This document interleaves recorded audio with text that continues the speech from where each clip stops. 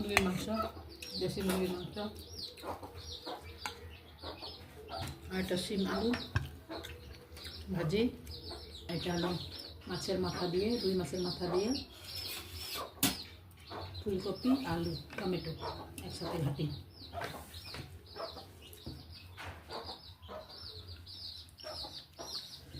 আমরা খাওয়া শুরু করেছি, আর আপনাদের দাদার তো শেষ খাওয়া। শেষ।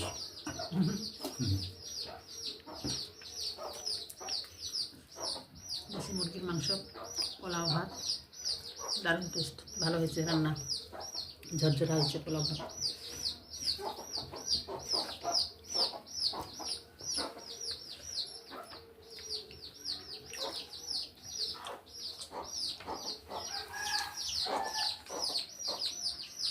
মুরগি ওরি কামতেছে।